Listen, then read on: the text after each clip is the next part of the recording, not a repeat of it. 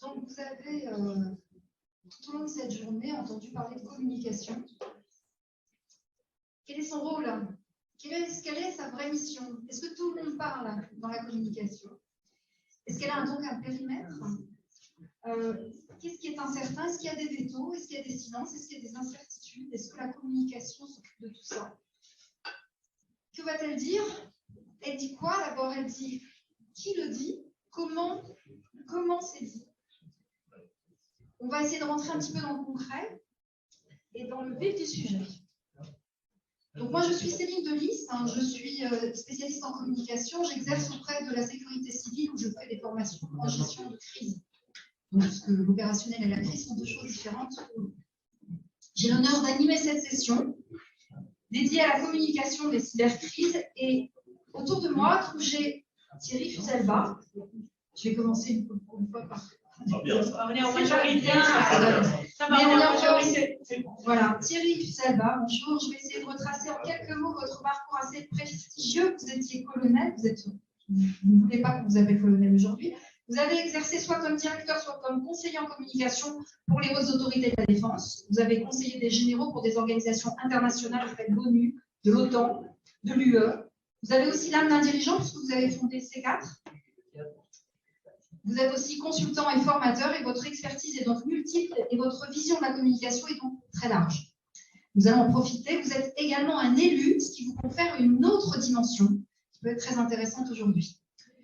Nathalie Maroun, vous êtes docteur en sciences de l'information et de la communication. Vous avez occupé également des fonctions dans le secteur public et privé. Vous avez eu des postes de direction, de dirigeants, notamment au sein du cabinet Friedrich et de l'Observatoire international des crises. Vous intervenez en coopération internationale pour l'OMS, la Banque mondiale, le GIZ, l'INSP, en leadership de crise. Vous êtes associé depuis 2018 au sein de Kenyan International Emergency Service. Vous êtes une experte reconnue dans la prévention et la gestion des risques aériens. Actuellement, vous dirigez l'agence des relations publiques Run Concept, basée à La Réunion, et le cabinet spécialisé de gestion des situations d'incertitude Elements à Paris. Ce plateau va donc durer 45 minutes. Vous aurez à la fin 15 minutes qui seront dedans consacrées donc à vos questions et préoccupations. Notre fil conducteur va être temporel pour vous permettre de bien suivre. Nous ferons donc l'avant, le pendant et l'après. Et ce fil va nous servir pour faire émerger les grandes problématiques et les spécificités de la communication de crise. Tout de suite, je vais demander je me tourne vers Nathalie. J'ai envie de vous poser, mais quelles sont les spécificités et les singularités de cette communication? Alors, bonjour à tous.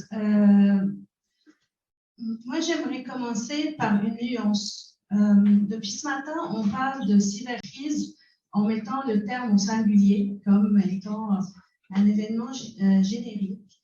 Et je dirais que, dans sa partie gestion, mais surtout dans sa partie communication qui nous intéresse aujourd'hui, il y a plusieurs types de cybercrise et que peut-être qu'on devrait commencer par mettre le terme cybercrise au pluriel.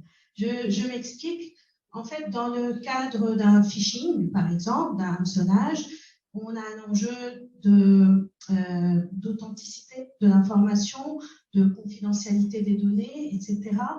Et donc, la communication de crise va servir avant tout, par exemple, à alerter pour éviter, en fait, que quelqu'un ne soit hameçonné, par exemple. Ce n'est pas exactement les mêmes objectifs qu'on va avoir dans le cadre d'une attaque en délit de service, où on va certes alerter, mais potentiellement plutôt sur l'impact sur le service, avec donc à chaque fois une cinétique qui est précise, voilà.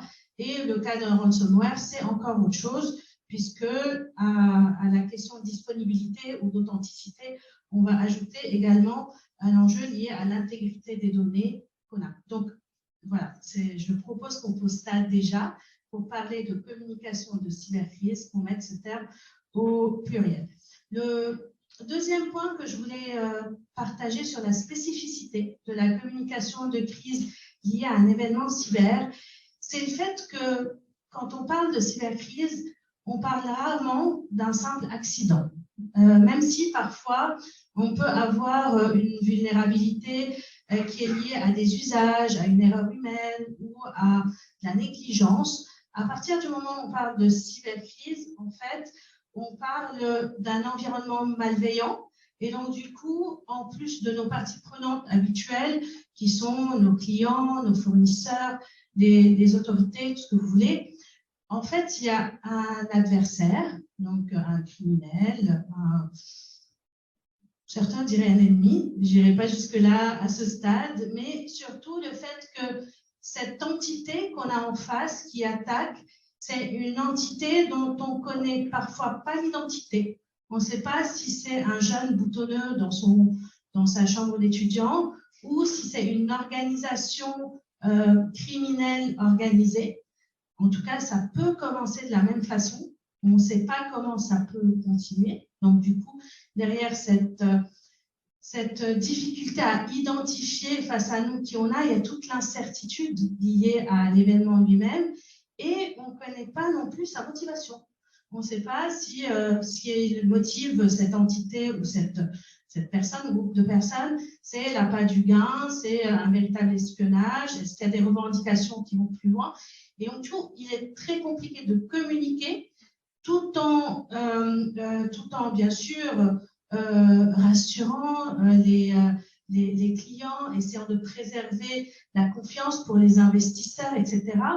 Et de se dire comment faire en sorte que toute information qu'on donne au tout début, en tout cas, ne vienne pas, je dirais, apporter de l'eau au moulin de ce cybercriminel et qu'on ne se tire pas une balle dans le pied en voulant communiquer d'entrée de jeu.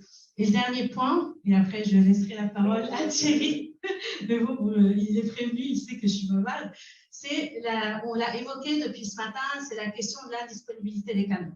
C'est-à-dire qu'en fait, dans le cadre d'une cybercrise, on peut se retrouver avec toute la bonne volonté du monde, toute la volonté de transparence, de vouloir tout dire, tout ce que vous voulez, et on peut se retrouver coupé en fait de nos publics par l'indisponibilité des canaux. C'est comme si voilà, je perdais ma voix là, j'ai très envie de partager avec vous ce que j'ai à partager, mais j'ai plus de voix.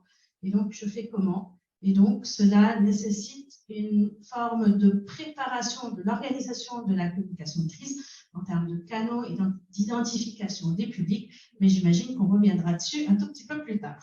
Absolument. On a un paradigme là à résoudre entre la digitalisation et les canaux qu'on utilise.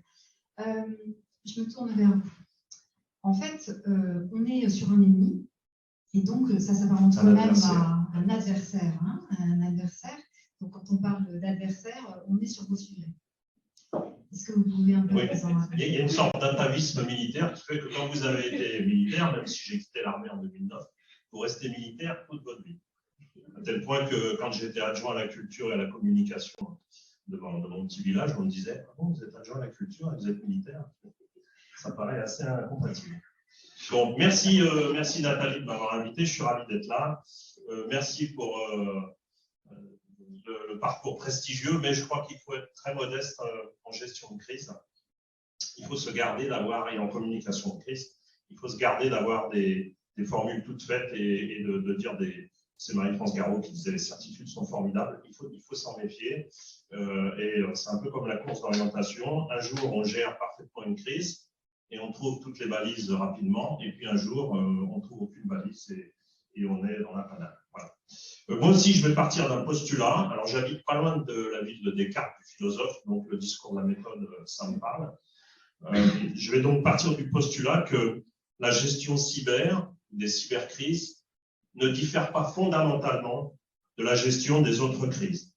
Et donc que la communication de crise cyber, si elle a des spécificités, ne diffère pas fondamentalement de la communication de crise, j'allais dire, des autres situations. Pour plusieurs raisons. D'abord parce qu'il y a un risque à tronçonner la gestion de crise et à aborder l'angle d'une crise que sous un angle cyber, d'autant plus qu'on sait, on en a parlé tout à l'heure, quand il y a une crise cyber, il y a potentiellement derrière une crise de réputation sur les réseaux sociaux. Elle peut être accompagnée d'une crise interne avec le personnel mis au courant qui déclenche des actions salariales, par exemple. Ça peut être doublé d'une OPA agressive. Enfin bon, bref, une crise typiquement et qui resterait uniquement dans le volet cyber, c'est quand même assez exceptionnel. Donc pour ça, il faut je pense, avoir ce que les anglo-saxons, et notamment à l'OTAN, ce qu'on appelle la comprehensive approach, c'est-à-dire qu'il faut avoir une approche globale des cybercrises. Un petit mot, 3 risques sur la cyberdéfense qui prend de l'ampleur, mais c'est pas récent. On est bien équipé, la France, et on a toujours tendance à un petit peu se sous-valoriser.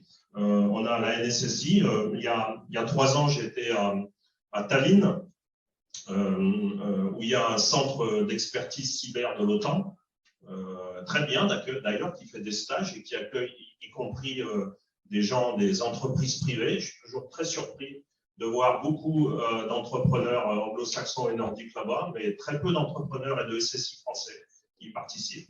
Et donc, il y a 3 ans, ils ont fait un concours, un challenge entre toutes les nations de l'OTAN, et c'est la France qui a gagné, aux grandes dames des anglo-saxons et des nordiques. La NSSI a brillamment remporté le concours de l'OTAN, et donc on peut dire cocorico.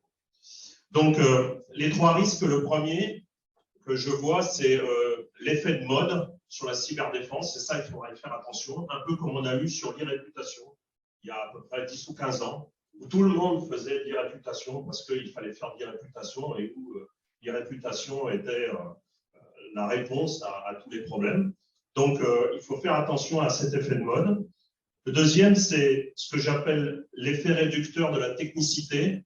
Et là, peut-être que les SSI l'ont vécu, c'est-à-dire que de la même manière qu'on disait souvent, et qu'on dit encore souvent à des communicants confrontés à une crise médiatique, bah, c'est les médias, donc c'est ton problème, c'est à toi de régler la crise. Il ne faudrait pas qu'on dise c'est une cybercrise, donc le SSI, tu te débrouilles, et puis tu nous gères le problème. S'il faut une réponse globale, il faut que tout le monde soit associé. Et prendre la cyberdéfense sous un angle purement technique, à mon avis, c'est une erreur, mais là, sans doute les SSI qui sont présents pourront nous le dire, enfin les experts d'informatique, ce dont je ne suis pas, et à la limite, je dirais c'est presque mieux d'aborder les cybercrises sans être un expert. Après tout, Raymond Aron a théorisé sur la dissuasion nucléaire, et je ne pense pas qu'il savait démonter une bombe nucléaire, ni comment fonctionnait un sous-marin nucléaire dans son danger. Le troisième point, le troisième risque que je vois, c'est ce que j'appelle l'effet de segmentation, c'est-à-dire, et j'en ai parlé, donc je vais passer rapidement dessus, considérer qu'une crise est uniquement cyber. On sait aujourd'hui que ne serait-ce qu'on nous a parlé des procédures juridiques. À partir du moment où il y a une procédure juridique, il y a un risque de médiatisation. Et donc, il faut évidemment aborder une crise sous ces 3 angles-là. 3 enjeux, très rapidement. Le premier, évidemment, on en a parlé, j'imagine, ce matin, donc je ne vais pas m'étendre là-dessus, c'est la collaboration, je vais dire, du technicien et du manager. Ça, c'est absolument essentiel. Or, on a vu que ce n'était pas toujours très simple, et notamment dans le domaine de la communication. J'ai entendu ce matin, la communication interne, c'est l'affaire de la DRH, la communication de crise. J'en suis pas persuadé. Je ne suis pas persuadé que la communication financière soit uniquement l'affaire du directeur financier de la cellule de crise. Parce que d'abord, le message qu'on fait passer vis-à-vis des actionnaires, vis-à-vis des médias ou vis-à-vis des clients doit être cohérent et doit être à peu près le même s'il y a des différences, parce que eux se parlent. Et que deuxièmement, les journalistes qui ont eu la carte du directeur financier au cours d'un cocktail, ça existe. Et il n'est pas dit que le journaliste dans la cellule de crise appelle le communicant. Et si le directeur financier commence à donner son propre message, après, ça risque d'être problématique. Le deuxième enjeu, c'est la prise en compte de la sphère organisation et en dehors. Et ça, c'est peut-être une spécificité de la cybercrise. On en a parlé ce matin avec le télétravail, effectivement. Et là, on touche au domaine privé.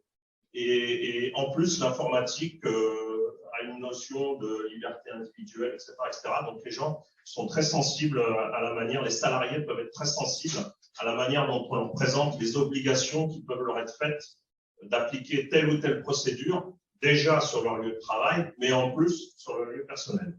Et puis, le troisième enjeu, c'est la porosité du monde virtuel et réel. Je ne m'étendrai pas là-dessus. Tout ce qui est virtuel passe dans le monde réel, et tout ce qui est monde réel, la crise, lorsqu'elle arrête, elle continue sur les forums et les groupes de discussion, et puis 2 ou 3 mois après, elle ressurgit. Alors pour conclure, tu vois, j'ai été long moi aussi, tu as parlé des principes, enfin de l'adversaire, ou des ressemblances entre la stratégie militaire, le champ de bataille militaire et le champ de bataille virtuel. Moi, j'aime bien les 3 principes du maréchal Foch. Je pense qu'ils peuvent s'appliquer en cyberdéfense. Le premier, c'est la liberté d'action, et qui s'acquiert par l'initiative, et notamment l'initiative dans la communication. Et on y reviendra, parce que je pense que tu nous demanderas est-ce qu'il faut communiquer ou pas. Le deuxième, c'est l'économie des forces. L'économie des forces, parce qu'une cybercrise peut durer très très longtemps, ne serait-ce que parce que le temps de la justice n'est pas le temps de la crise. Et on a vu par exemple à AZF que le jugement final a eu lieu 17 ans après l'accident. Et la troisième, c'est la concentration des moyens, parce que on peut avoir pléthore de moyens et ne pas réussir. Et on n'a pas forcément les moyens financiers, notamment dans les PME, les TPME, et on n'en a pas parlé ici, mais je pourrais parler des collectivités territoriales, et notamment des petites collectivités territoriales qui sont complètement désarmées vis-à-vis des cyberrisques. Voilà. Alors là, on va justement, parce que donc l'analogie avec le champ de bataille virtuel, l'ennemi, et l'ensemble des enjeux me fait penser à une chose quand même, c'est l'état de préparation justement de ces communicants. Auprès de qui on est amené normalement, en tout cas nous en sécurité civile, c'est ce qu'on fait, le communicant gère, soutient, opère et a l'exclusivité de la communication. Donc, comment sont-ils formés? Et quel est l'état de préparation de ces communicants aujourd'hui? Qu'est-ce qu'on peut en dire? Je pense que Thierry... Mal. Non, je l'ai été, donc c'est très, très, très, très compliqué. D'abord parce que je l'ai dit souvent, sans un peu essolé en tant que communicant dans une cellule de crise. D'abord parce qu'il y a encore le vieux réflexe qui consiste à dire que peut-être le communicant serait quelque part l'espion, en tout cas le fournisseur d'informations des journalistes. Moi, j'ai fait un exercice de crise pour une mairie d'une grande ville où le communicant n'était pas dans la cellule de crise parce qu'on estimait qu'il n'avait pas à y connaître ce qui se passe. Et ça, à mon avis, c'est une erreur. Donc, il y a de ça. Et puis, deuxièmement, on a tendance à croire qu'à lui seul, il va régler le problème. Mais c'est valable pour toutes les crises et pas seulement les cyber.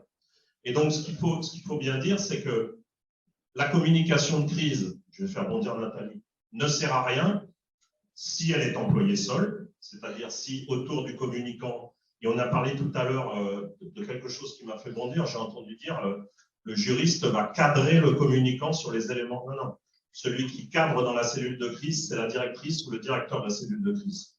Le communicant va élaborer les messages qu'il y a à faire passer, et pour ça, il va aller voir le responsable juridique, le responsable financier, le responsable production, le responsable sécurité. Ensuite, il va bâtir un catalogue de messages cadres qui va faire valider, dans un monde réel, idéal, c'est ce qui devrait se passer, qui va faire valider par le risque manager, qui bien souvent a un rôle sous-évalué, mais enfin, le risque manager ou la directrice de la cellule de crise, et ensuite, chacun va rediffuser les messages qui auront été validés. Voilà. Donc, ils sont pas bien préparés, mais je veux dire, un soldat n'est pas mieux préparé pour aller à la guerre qu'un communicant pour aller à la crise. Oui, alors juste pour vous, en fait, en sécurité civile, on a des salles de situation, des salles de décision et des salles d'anticipation. Donc, ils travaillent en parallèle de la salle de gestion de crise, et donc, et le communicant circule partout. Alors, moi, je vais avoir une réponse un peu différente de la tienne, en disant que la communication, c'est avant tout une fonction.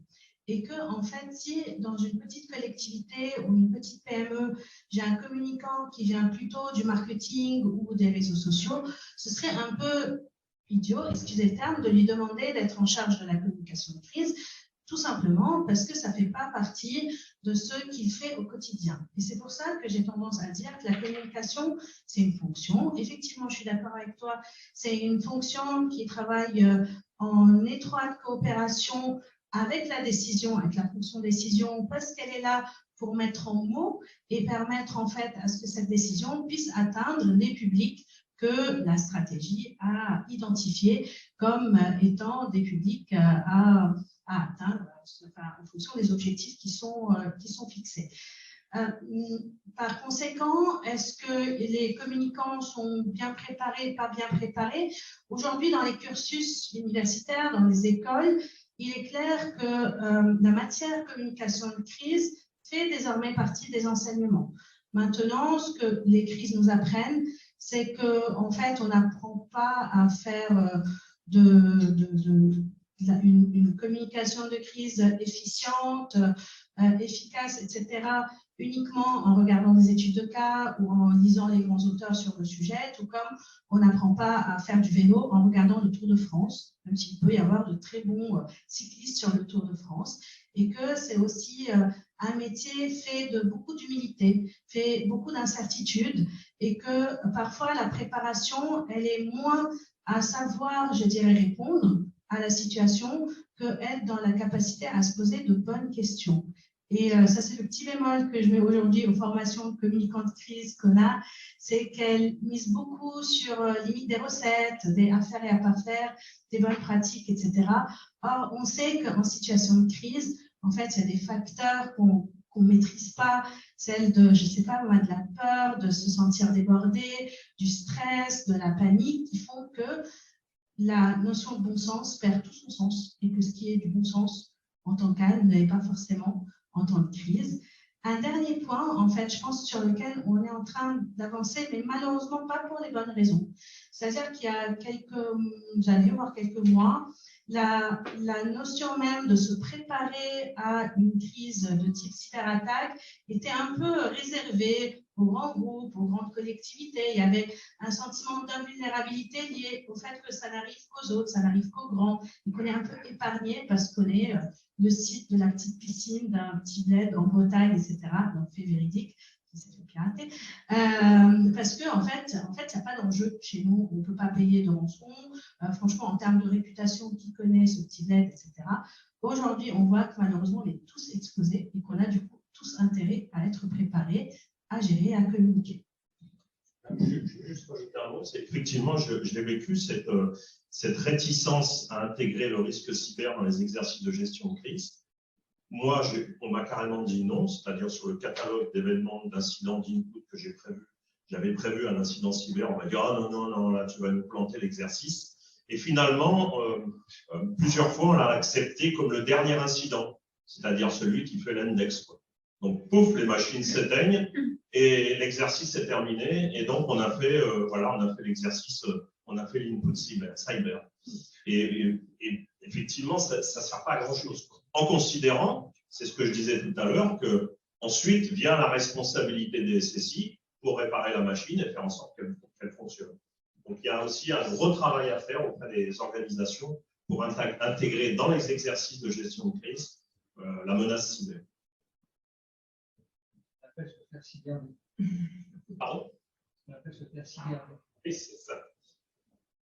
Alors, vous voyez bien qu'on vient de poser une question qui est quand même assez essentielle, qui est on doit être au clair dans un comité de direction et dans une organisation par rapport à qui fait quoi, quels sont les périmètres.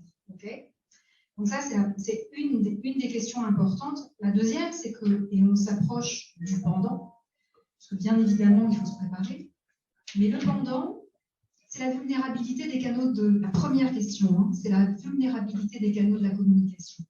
Et là, je me tourne vers Nathalie qui va nous en parler.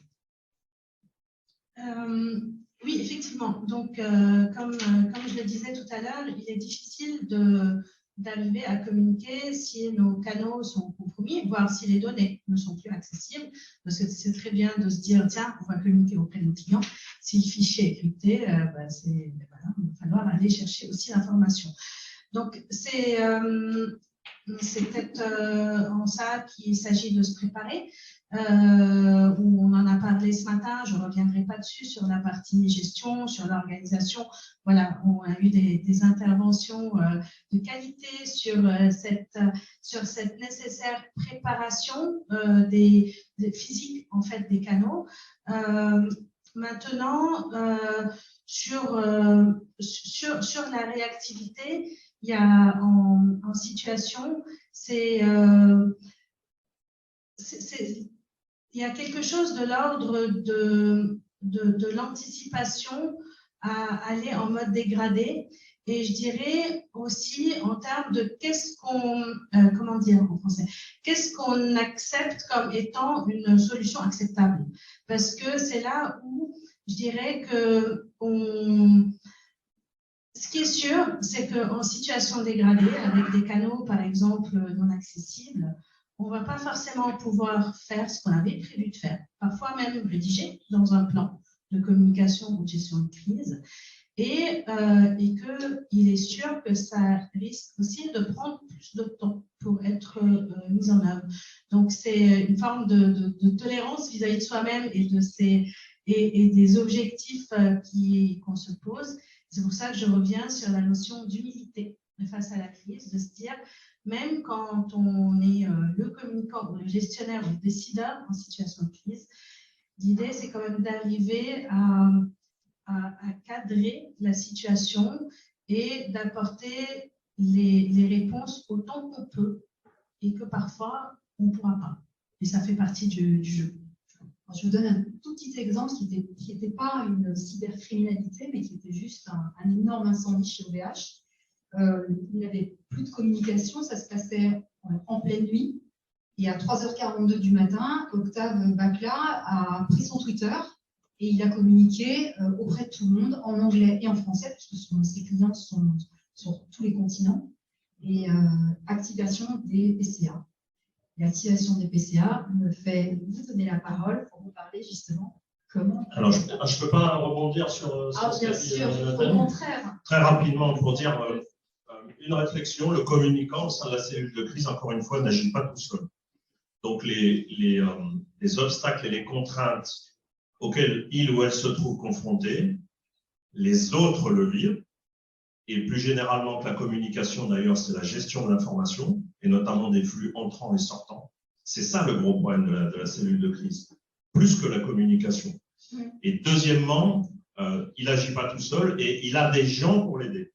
C'est-à-dire qu'on travaille en transversalité, on l'a dit, mais il y a nécessairement aussi un système décisionnel dans la cellule de crise, et s'il a un problème, s'il a un doute, il doit pouvoir s'appuyer sur ce système décisionnel pour dire, ne serait-ce que pour trancher, on parlait tout à l'heure du juridique qui disait « je protège les actifs de l'entreprise », justement pour trancher sur ce genre de sujet et dire est-ce que la priorité c'est de protéger les actifs ou est-ce que la priorité c'est de sauver la réputation de l'entreprise?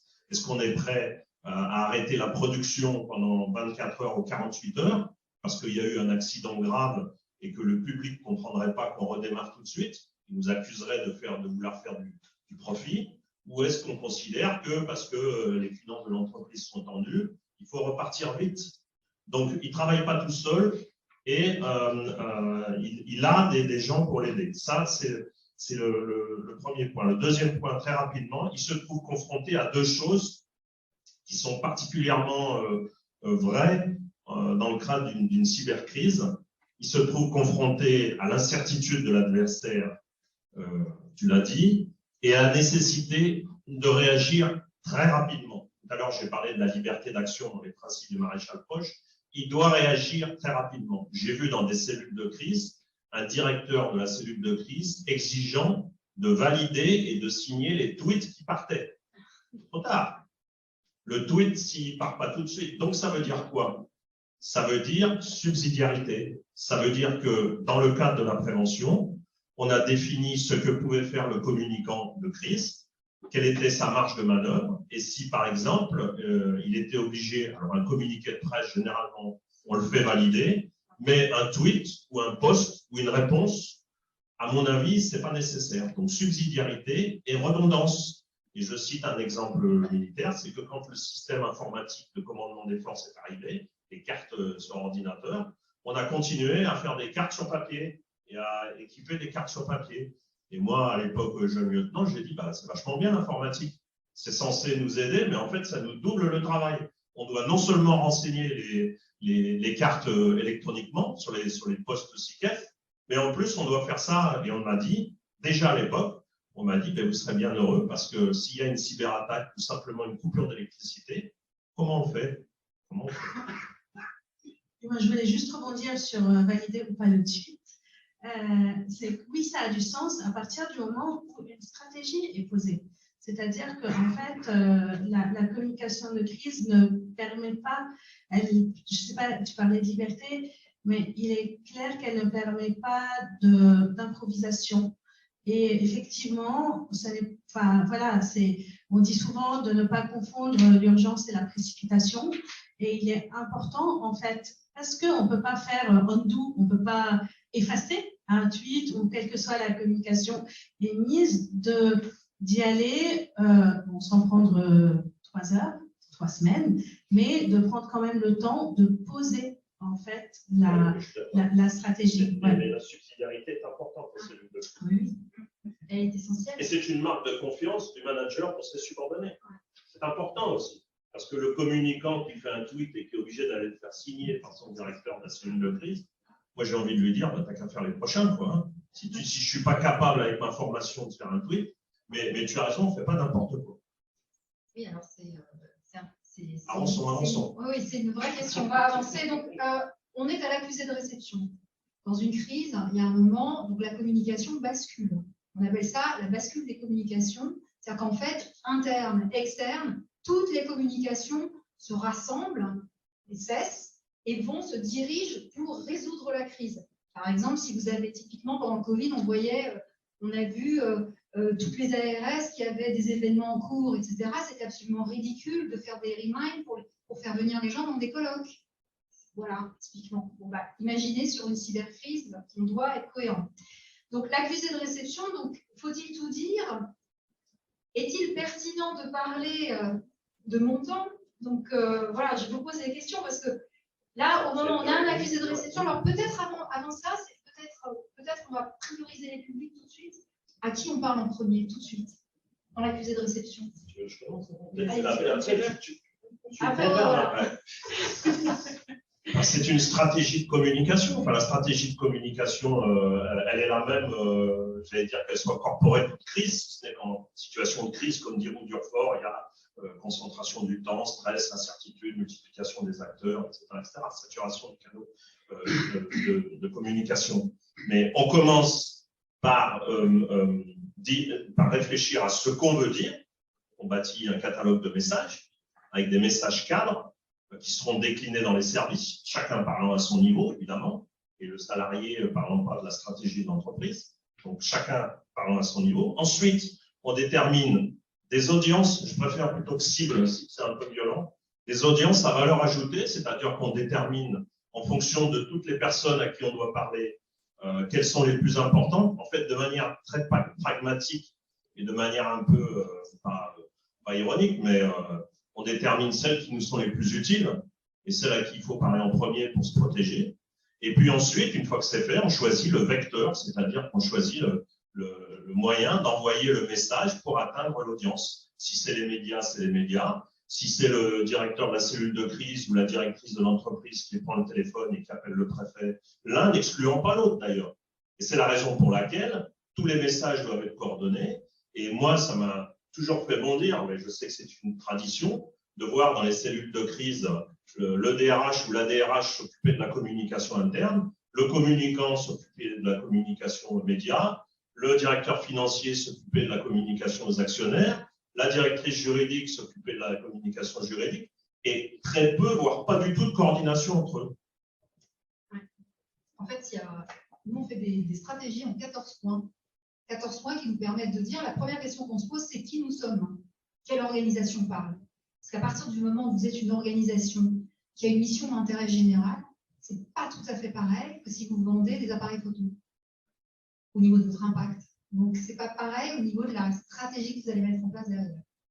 Voilà, juste comme ça.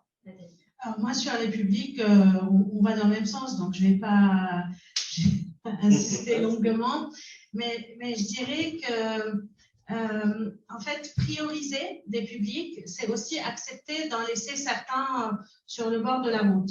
Et pas pour toute la durée de la crise, mais il y a une notion de priorisation, effectivement. Et j'aurais tendance à dire que c'est sur la notion d'impact. C'est-à-dire que soit ce sont les publics les plus impactés. Donc, on va commencer par ceux qui sont au plus près de la crise. Donc, soit en termes, parce qu'ils sont impactés. des clients, des fournisseurs, etc., soit parce qu'ils sont impactants. Et il ne faut pas oublier que la communication de crise, au-delà de l'information de la crise elle-même, elle nous sert aussi à aller activer des leviers, en tout cas à préparer, à accompagner la gestion de la crise, à préparer la sortie de la crise. C'est pour ça que la communication, en fait, va nous aider aussi à prioriser ceux qui ont la possibilité d'intervenir sur la gestion de la crise elle-même et de faire en sorte que les choses aillent mieux, peut-être de façon plus fluide ou parfois plus rapide. Et c'est pour ça que je pense que l'identification des publics ou des audiences, comme tu les appelles, va au-delà d'un choix de petit 1, petit 2, petit 3, mais de se dire comment en fait on crée l'écosystème qui va nous permettre de la cohérence par rapport à ce qu'on dit et de la cohésion dans la gestion elle-même de la crise. Juste un mot, je suis d'accord, entièrement d'accord avec toi. Dans le cas des cybercrises, et là c'est peut-être une des spécificités, c'est mon avis, je commencerai par l'interne. D'abord, parce que c'est jamais plaisant d'apprendre qu'il s'est passé quelque chose dans son entreprise par l'extérieur. Et deux, parce qu'on est confronté à une attaque. Au début, on ne sait pas combien de postes ont été infectés et qu'il faut diffuser l'alerte. Donc, dans la diffusion de l'alerte, c'est la communication interne. Je ferai ça, moi, tout de suite. Et ensuite, mais ça, c'est peut-être mon ancien côté militaire qui parle et le souci du compte-rendu, je ferai remonter tout de suite l'information vers les autorités. Parce que je sais qu'en cyberdéfense, l'attaque dont je suis la victime n'est peut-être qu'une petite fenêtre sur quelque chose de plus gros et qu'à travers moi, on essaye peut-être d'atteindre un OIB ou d'atteindre quelque chose de plus gros. Donc, si j'avais vraiment un choix à faire, mais tu as raison, on réagit comme ça. Si j'avais vraiment un choix à faire, j'avertirais d'abord l'interne, et l'interne, ça va loin, hein, ça monte aussi dans les filiales et vers la maison mère, hein, et j'informerai les autorités. Ensuite, prestataire. Ah, on ne va pas faire la liste là. En fait, je dirais que ça dépend. Ça peut être les prestataires, ça peut être les clients, ça peut être, voilà, sur une collectivité, on va plutôt parler des administrés. L'idée, c'est effectivement, pour moi, c'est des publics qu'il faut plutôt anticiper en amont, qu'il faut préparer, parce que l'expérience nous montre qu'il y a toujours un public qu'on oublie. C'est celui qui est discret, c'est celui qui est le moins dans la revendication, c'est celui où on se dit, en fait, pourquoi lui serait impacté, par exemple. Et ça se fait plutôt en temps calme, à froid, la tête posée sur un papier ou sur un ordinateur.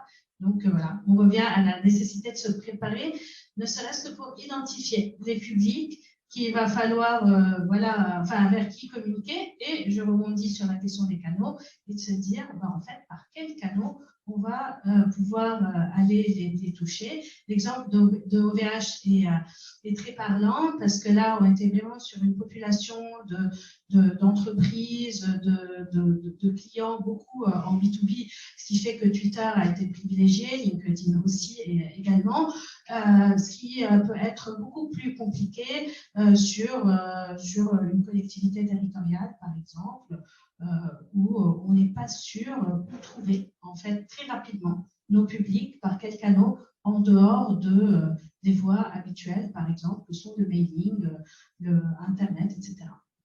Ouais, d'où la nécessité de faire des cartographies d'acteurs avec leurs besoins spécifiques à chaque fois derrière, pour essayer de bien comprendre à qui on parle et quels sont leurs réels besoins. On parlait donc est-ce que vous voulez revenir sur la question de qui pilote la com? Non, c'est bon. On est en retard. Alors, est-ce que la crise est une opportunité? L'après. Parce qu'on va parler des réflexes et... Elle peut l'être. Elle peut l'être. En tout cas, je dirais que la gestion de crise et la communication de crise ont pour objectif de faire en sorte qu'elle le devienne. C'est une des priorités, de se dire non seulement on va sauver les meubles, mais on va en sortir grandi, c'est-à-dire pour rester sur la partie communication, être sur une forme de responsabilité, rassurer sur ce qui sera mis en place, par exemple, pour que ça ne se reproduise pas, potentiellement aller sur des questions liées à l'indemnisation, etc., etc. Et en fait, la crise est une opportunité à partir du moment, je dirais, où nos parties prenantes, où nos publics sont satisfaits du traitement qu'ils ont reçu. Et donc, par conséquent, de la communication qui leur a été adressée. Maintenant, malheureusement, on le voit, il y a beaucoup de boîtes qui, comme on dit communément, mettent la clé sous la porte après une crise.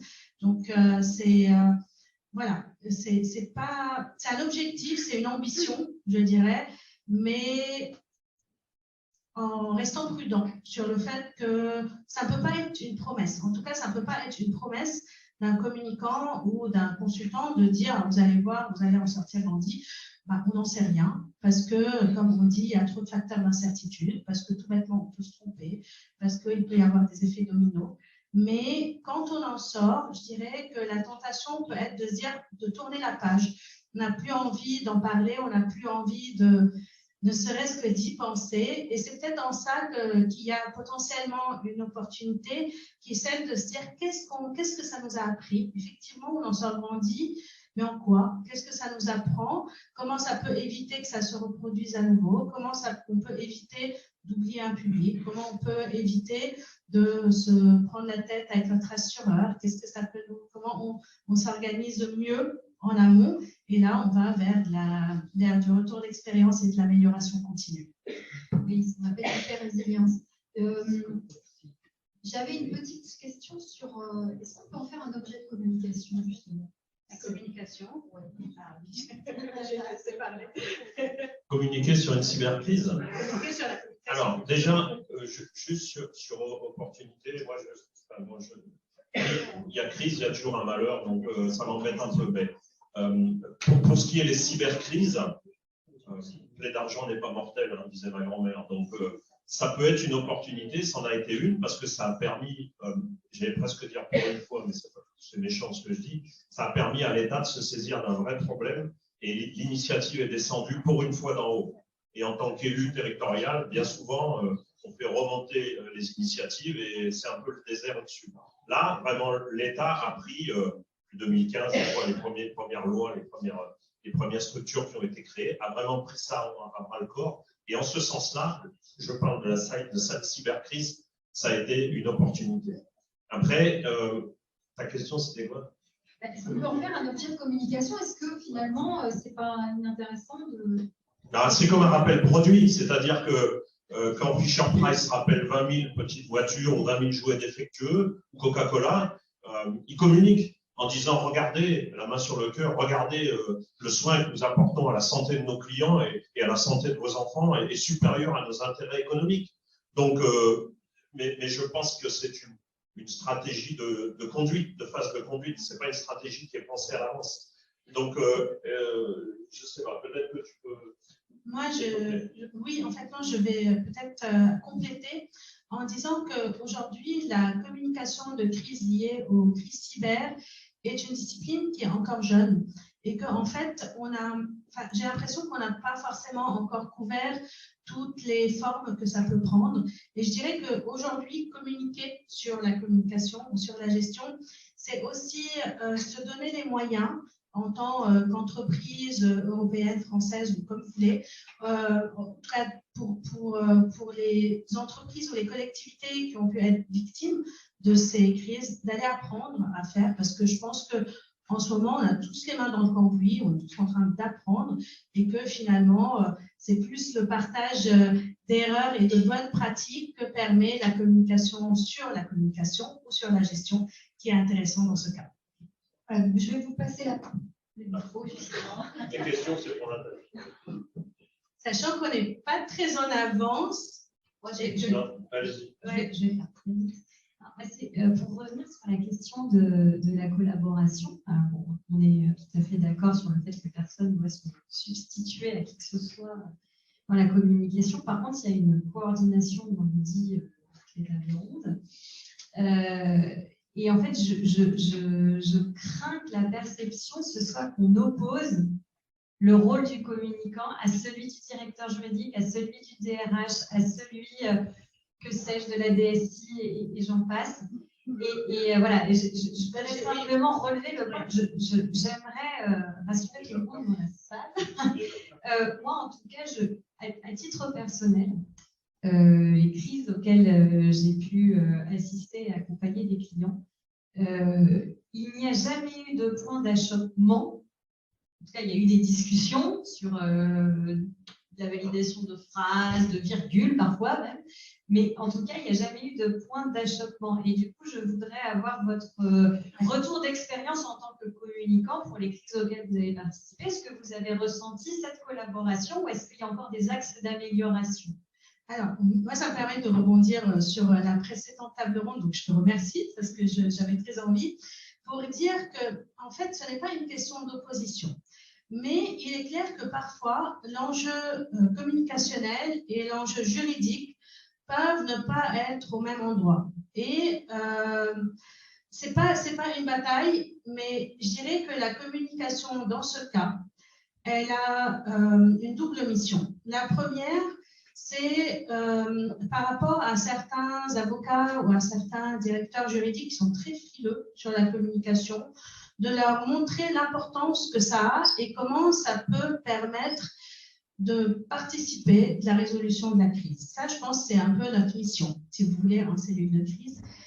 Mais cela exige aussi de nous, communicants de crise, d'être très vigilants, de ne pas venir hypothéquer les enjeux juridiques derrière, de telle sorte à ce que, quand on se dit que, je ne sais pas, que s'il y aura une enquête, que potentiellement il y a un procès, tout va finir à un moment donné sur le bureau d'un juge, faire en sorte en fait que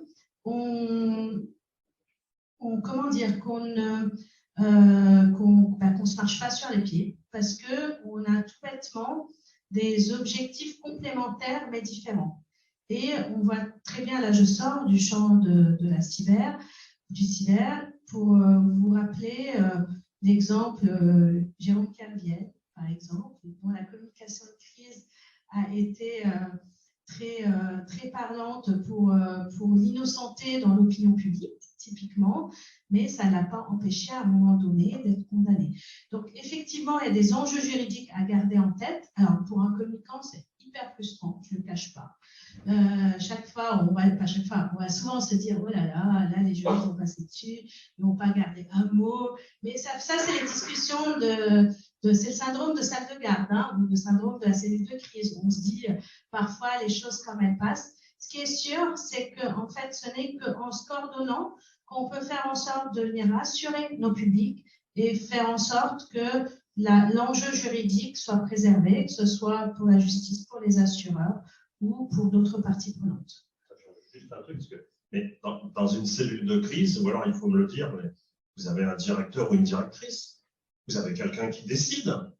Donc j'ai l'impression, quand je vous entends, j'ai l'impression, quand je vous entends, d'entendre que la cellule de crise, c'est une foire d'empoigne où chacun a son opinion et où chacun, alors ça travaille en transverse, c'est vrai, mais normalement vous touchez, non, je sais, mais c'est sa réponse.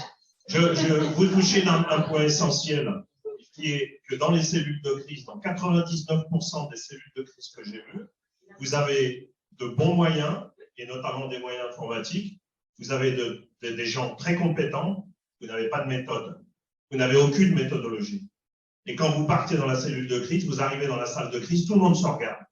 Eh bien, je suis désolé, il faut une méthodologie de pilotage de crise avec un briefing initial, une première phase d'analyse de l'environnement des acteurs et de la crise, un back brief où on présente devant l'autorité 4 à 6 heures plus tard les résultats, la recherche de solutions qu'on appelle des stratégies de sortie de crise, et après, chacun prend la stratégie qui a été retenue et la décline dans son domaine. La communication, la déclinant dans son domaine de communication. C'est vrai que des fois, on a envie de dire autre chose. Moi, je l'ai vécu au Congo. Je ne voulais pas qu'un drone qui s'était écrasé continue à voler. J'ai dit au général, arrêtons-le. Il a dit, continuons à le faire voler. Le deuxième est tombé. J'ai été m'expliquer avec les mains dans les poches. Les 3 cellules, ça marche bien. Situation, décision, anticipation. La décision se prend à plusieurs. Voilà, on a fini, on passe sur la table suivante. Attendez, juste, pensez-vous que dans le contexte géopolitique actuel, on s'avance vers des exercices à balles réelles?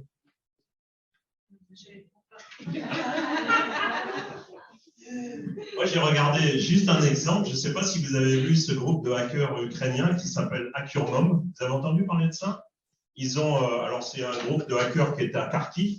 Ils ont fait des attaques sur bombarder les aéroports et les gares russes avec des messages d'alerte à la bombe, etc., etc. Ils ont piraté des chaînes de télévision russes et ils ont créé sur Messenger des faux comptes de jolies femmes ukrainiennes et russes pour alpaguer des soldats russes qui étaient déployés dans la zone occupée de l'Ukraine, en leur demandant, en nouant le contact et en leur demandant de prendre des photos d'eux en position sur le terrain, avec derrière ce qu'il y avait. Ils ont réussi avec le système Intel d'Elon Musk de repérer, de les géolocaliser, et 24 heures après, les bombes sont tombées sur eux. Voilà. Donc faites attention sur les réseaux sociaux. Oui.